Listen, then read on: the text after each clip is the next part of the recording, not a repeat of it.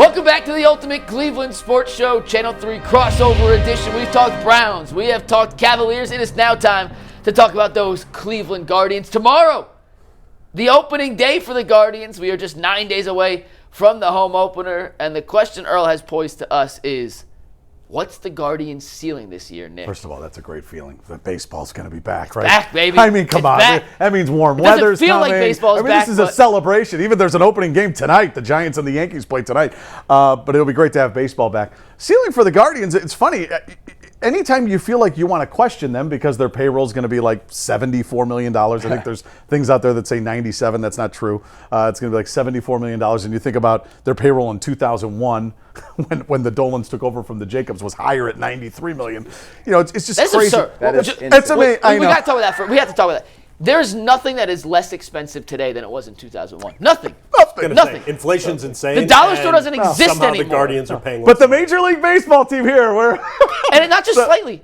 $20 million less. It's nuts. Absurd. It is crazy. So you look at those things, they have no margin for error. They got to play perfect, all those things, right? Okay, those are all going against them. The Tigers are spending money. The Kansas City Royals are a trendy pick in the division this year. So, like, you look at those things, you say, oh, yeah, they're probably going to finish third. They probably will just finish on. But then you look at what they have done, and you look at, you know, the history of what they've done with this front office and with their prospects and bringing in some veteran guys that make sense, and you've got guys that are in their prime now. Like, it almost feels silly to question Chris Antonetti and Mike Chernoff, and at the top is Paul Dolan, because they've had so much success. I think they're the third winningest team in the American League over the last 15 years. I mean, there's something to be said for that. So we can question the money. We can question all this. We can talk about the lack of spending. No owner, by the way, is going to spend more money than they make. Or at least they're going to break even. That's how this goes.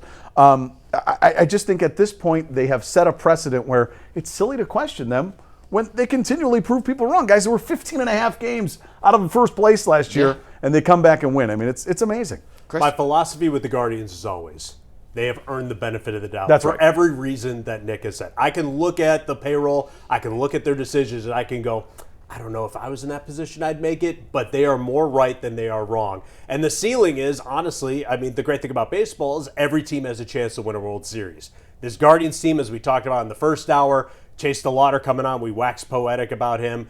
They have the talent, I think, if everyone plays to their ability and they stay healthy, that's the other part, they have the ability to not only go back to the postseason, but make some noise in the postseason. A lot of that is going to be determined what they do in the postseason with who they play, what the health of the Yankees and the Dodgers and everybody else are. You can't concentrate on that at this point on opening day, but they certainly have the pieces to be able to go on a run. And I look back to what Austin Hedges told us at the end of last year when they were eliminated. He said, we have so many young guys on this team. They now have multiple years of playoff experience. When they put it together and they're able to make that leap, there's nothing that's going to be too big for them. And he's right. You think about Kyle Manzardo, this will be his third year in the league. He's been to the playoffs a couple of times. You talk about Bo Naylor has been to the playoffs a couple of times. Gavin Williams, these guys are ascending. And I think that's really exciting when you think about the overall ability of this team to win when it matters. It's the same thing every year, guys, with this team. It's low payroll, overachieve. It's a great pitching, homegrown products, great managing, all these things. Imagine how good we'd be if we actually spent some money. Yeah.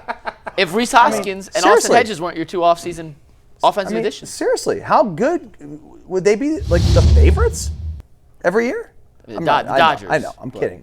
But seriously, they have $20 million less today on their payroll than they had in 2001.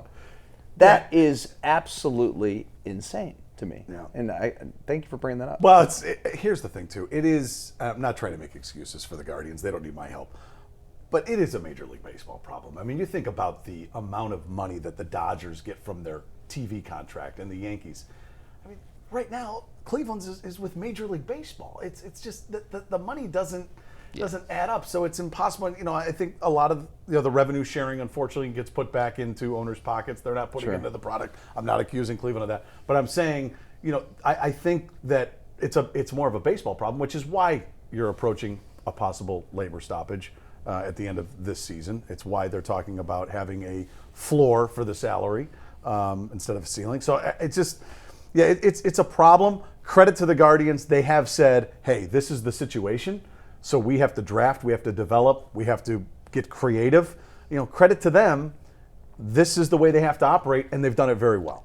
I will say to the payroll part of it, part of the reason it's so low this year is Clase and Ortiz now don't count against it. So Correct. those two salaries are off, so it was a little higher. So it was. It is still absurd that it's $20 million less, but there is a little nuance to it that at least should be mentioned because it was higher before those two. Also, it is pretty amazing that they lost probably one of the greatest pitchers I've ever seen.